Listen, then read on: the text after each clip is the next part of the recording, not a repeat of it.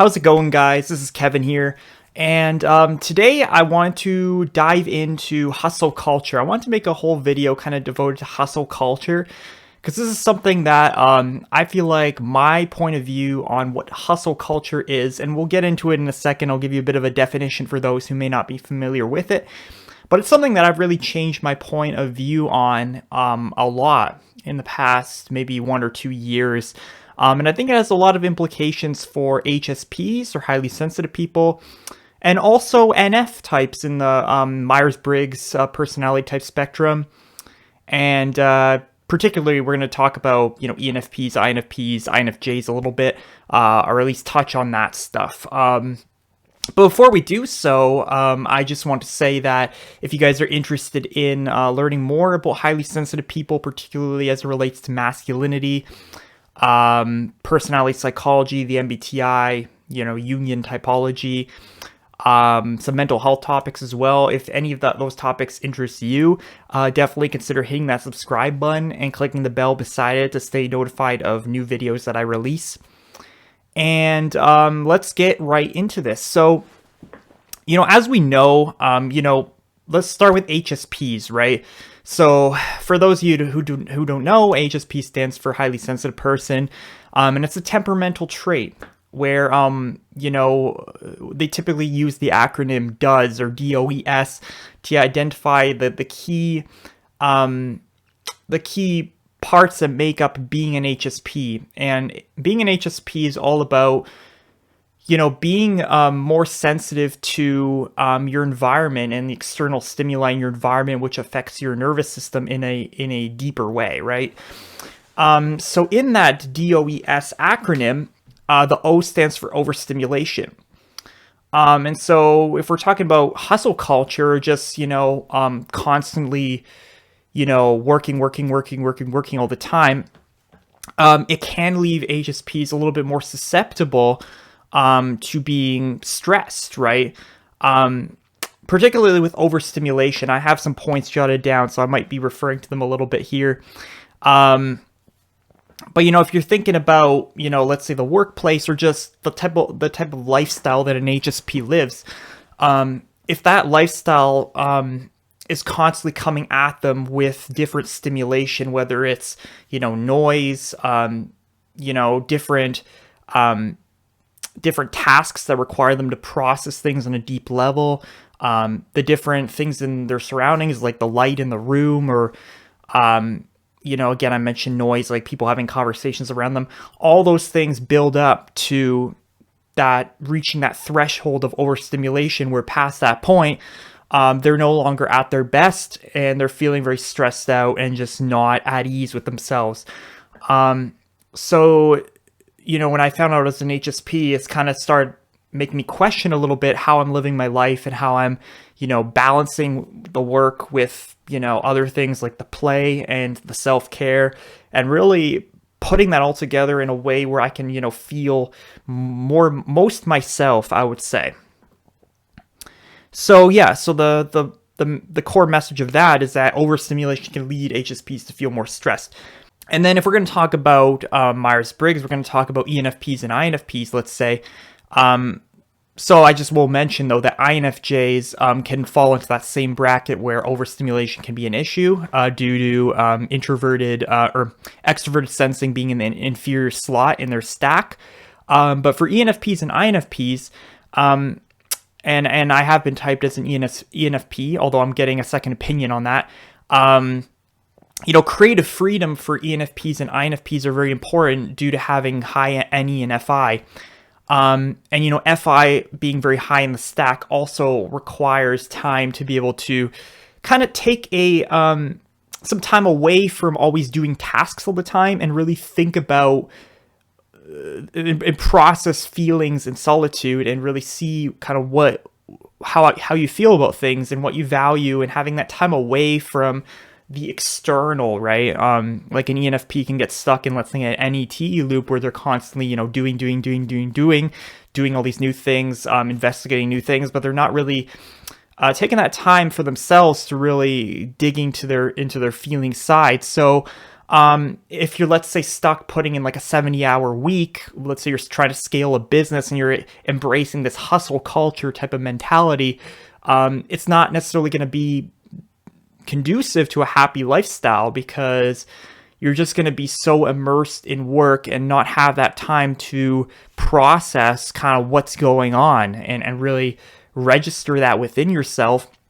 And that's why I think, and we'll dive deeper into this, but ENFPs and INFPs can often opt for more of a relaxed style to work or entrepreneurship, where maybe they become a lifestyle entrepreneur. Maybe they just want to be able to create a lifestyle that has freedom in it, and just freedom to kind of be more balanced and not have work be the main object. But also, that's not to say they're not hardworking. Of course, they're going to be working hard at and going after whatever they're going after, right? But they're also going to want to balance that with their self-care and, their freedom to do creative things and to really nurture that side of themselves as well. So it's kind of a nice marriage between the two sides, and that really is kind of what work-life balance is about.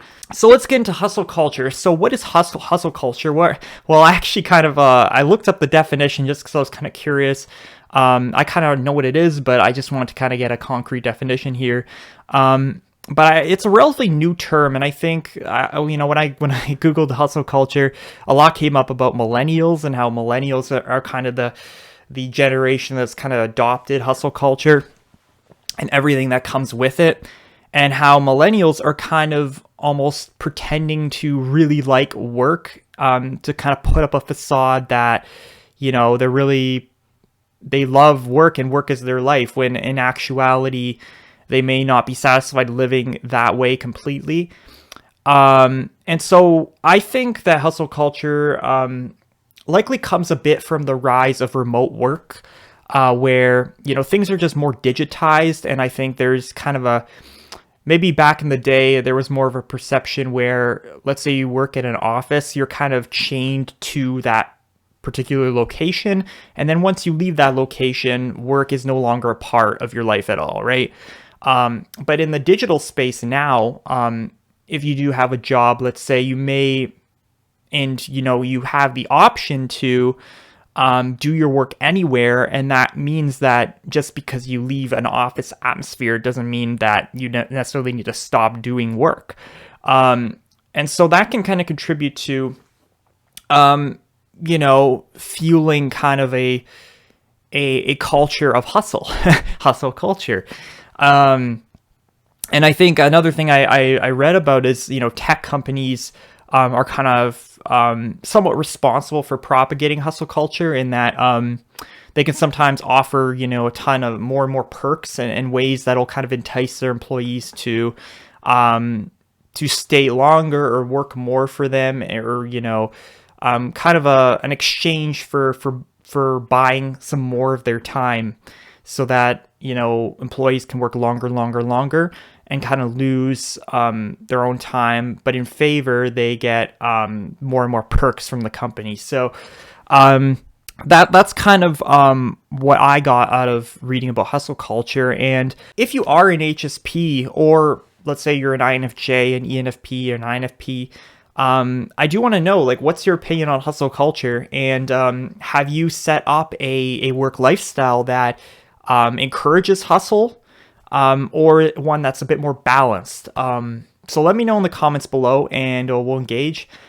And so now I want to get into talking a bit about entrepreneurship. So, I think within this 21st century, entrepreneurship has become so popular on social media. Like people like Gary Vaynerchuk have become a big part of this. The key, kind of fueling that idea that the key to success is to work nonstop, right? Work as many hours as possible, and the more and more hours of work, the more returns you're going to get. So Gary V, one thing he'll typically talk about is he'll talk about let's say you'll work your day job, and then if you have a side hustle or something you're working towards, once your day job's done, you work on your side hustle till 2 a.m. That is something that sounds really good in theory, but I don't think that approach is necessarily the best for everyone.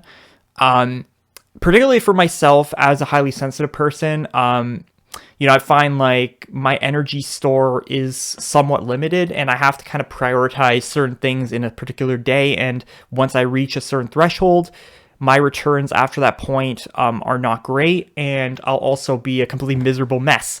So, it's kind of something where you gotta have to weigh how you respond to more and more hours that you put in, and kind of what kind of returns you're getting from that. And so, yeah, what people don't realize is that Gary Vee is not necessarily you. And the way he does things is not necessarily the way you would do things the best, right? He has a different personality. He's been typed as an ENFP.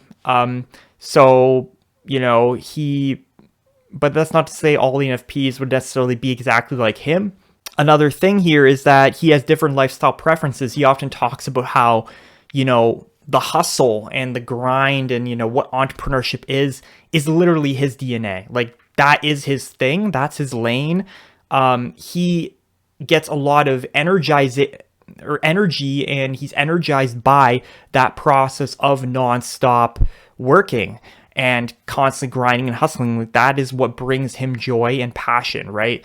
But that's not the case for everyone, right?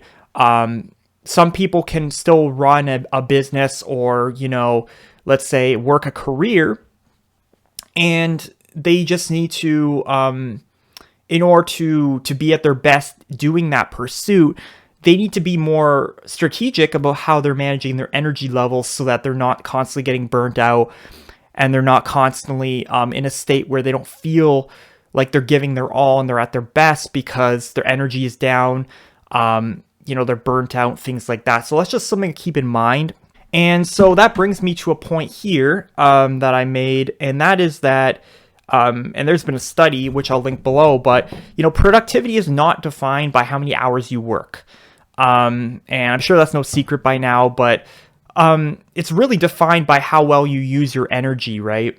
So sometimes that means that you need to stop working, you need to exercise, or you need to stop working and you need to, have something nutritious to eat, or you need to stop working, you need to meditate.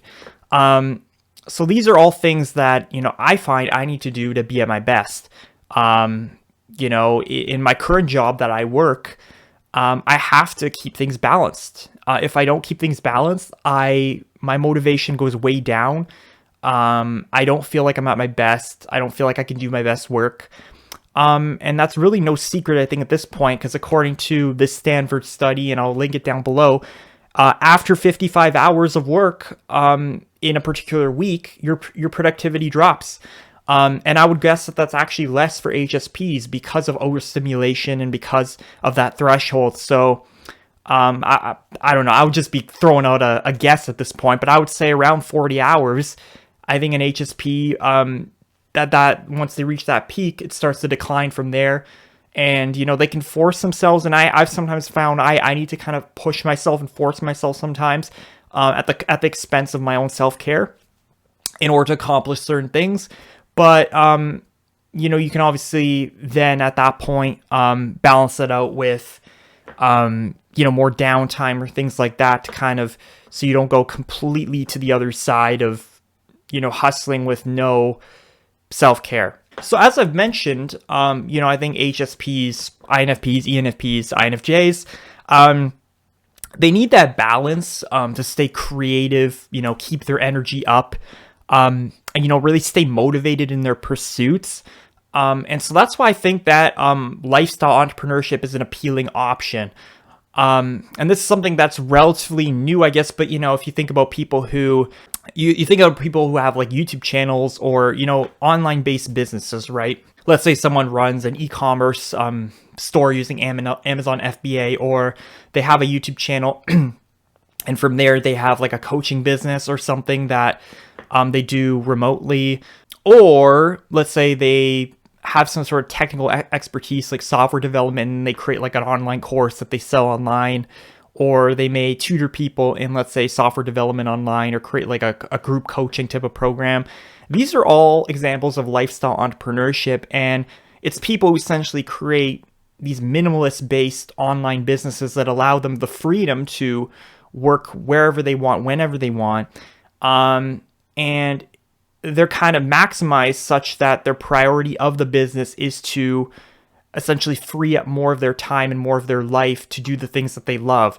And it's not to work more and more hours and to just get more and more profits. So it's not, the priority is not scaling. It's really like cutting things down, creating minimalist business, and living the optimal life in terms of happiness. So this is something I actually have looked into quite recently just because I read a book called The Company of One, and I'll leave a link in the description down below if you want to check it out. But it was a really great book because, back in the day, I always was, when I was started to get interested in entrepreneurship when I was in college, the focus was on startups, right? Especially coming from like an engineering type background like myself, the focus was on like starting like a tech startup or some kind of startup where you would go out and raise capital funds and then use that to fund your business. So in the book, The Company of One, they talk about how, with something like startups where you have to raise like a lot of funds up front, really investors are just banking on the possibility of your business being successful. Like they're not actually investing in the product itself. Sometimes they're just investing in the idea or the process of what you're trying to build. But then, investor or startup owners, they take all this capital, they invest in all these things, and then they try and grow at scale really, really quickly. And then all of a sudden, what they're able to produce doesn't match the rate at which they were predicted to grow, and the business fails. So what the Company of One suggests is, to really just focus on profiting first, just make the base level of your product or your service, offer that, trying to turn a profit really quickly and do it that way. And the reason that's emphasized as well is because that allows you to not focus so much on doing, scaling, but putting, an optimal lifestyle first, right? Trying to do things as minimalist as possible so that you can free up more time for yourself, and really create, the optimal lifestyle that way, right? So if you had a successful business that was super minimalist, you wouldn't have to waste all your time, managing people, hiring people, getting a full space when you don't necessarily need a full space, spending all this extra money when instead you could, just focus on your core skill set and then leave, your rest of your time to do what you want, to do what's meaningful to you, right? And I think that that's something that HSPs, INFPs, ENFPs, INFJs are very suited towards, because it encourages more balance, more time to be creative, motivated, and things like that, as opposed to a traditional startup where you'd maybe work like 78 to 80 hours a week just trying to or just trying to scale as fast as you can, right? So how do I approach how do I approach hustle culture differently myself, right? So let's say with what I'm doing with this YouTube channel, there are YouTubers out there, or influencers who talk about, building a YouTube channel and what it takes, and their tips are really great, but they often advocate for constantly plugging out videos, right? And taking a really thorough approach to, doing, a ton of keyword research and, spending hours on your thumbnails and, let's say spending hours on organic marketing. And I do some of that stuff with my channel, but I also pace it out. I only release right now one video every 2 weeks. I could go up, I could do more than that, but I find that anything above that, I would probably get burnt out, especially because I have other responsibilities in my life to take care of. And the thing is with creating videos is they do require a lot of creativity, right? Coming up with the idea, actually talking right now in front of the camera. I don't know if I could do this at 5 p.m., 6 p.m. on a weekday.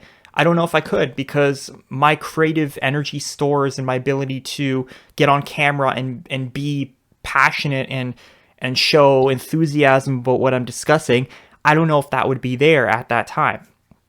But right now it is because it's earlier in the day. So these are just some things to keep in mind, and that being said, my channel is still growing and I'm confident that it'll continue to grow. and I'm able to kind of do things in my way and take things at my pace, right?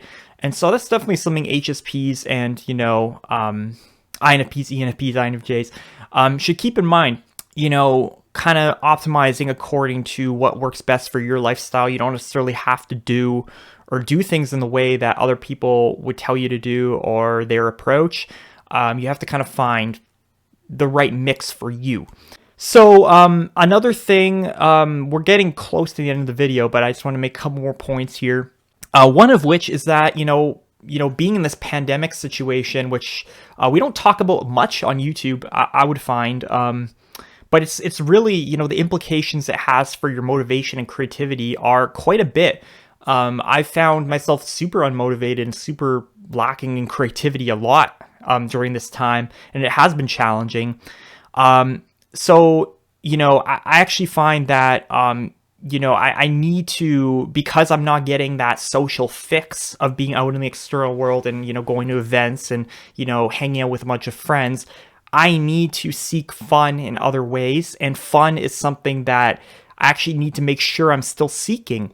Fun and excitement, as opposed to constantly working without giving myself that self-care when it comes to seeking fun, that need for fun and excitement. And what I mean is that, every evening pretty much, at least lately, I've been playing video games with my friends on Xbox. And some might call me not motivated enough. Some might call me, uncommitted, just because I'm not like, let's say working on this channel every single day. But if I were to do that, I would frankly be very miserable, especially given that we're living in this pandemic situation where we're kind of stuck in quarantine all the time. But I have a need for getting up, playing video games with my friends on Xbox, because I'm able to actually get on the mic and talk with them and have that time to actually have some fun and have some socialization, which in turn fuels me back up. It's kind of a part of being, I guess, an ENFP or an extroverted type, where you kind of do need some of that external stimulation to kind of refuel your batteries in some way, to actually express things, talk things out. And so that's something to keep in mind. Don't be like too hard on yourself as well with the current situation we're in, and do kind of what you need to kind of refuel your battery so that you can come back to something like your project like this, like with a YouTube channel, and give it your all. And so I'll probably make a dedicated video at some point, I think, about how the specific things I do to deal with overstimulation on a day-to-day. Because, it's really not possible to achieve complete lack of stimulation, though, I would say, because, if you're working a day job full-time, or let's say you're parenting, you have kids, you're out in the external world, let's say, walking around a city or something, like, there's obviously going to be external stimulation. There's going to be a bunch of things in your environment that are overstimulating. But you can also balance that out with appropriate downtime, and you can mix in certain self-care strategies to kind of balance that out and kind of give yourself that ability to recharge up and take care of yourself and be at your best. So yeah, I think it would be good to touch on that in a future video. And that is essentially it for this video. So if you guys enjoyed this discussion, please leave a like on the video, and consider subscribing if you want to see more, and hitting the bell as well so you stay notified if you want to see more content like this. And let me know down in the comments below, again, like, what's your opinion on hustle culture? Like, do you think if you have, let's say, a goal or responsibilities or things like that, you should, hustle nonstop? If you're working on something, whether that's like in a workplace or on your own project, like, should you hustle nonstop, or should you, be a bit more balanced with how you take care of yourself and the project you're working on? So let me know in the comments below. And until next time, guys, I'll see you in the next video, and take care.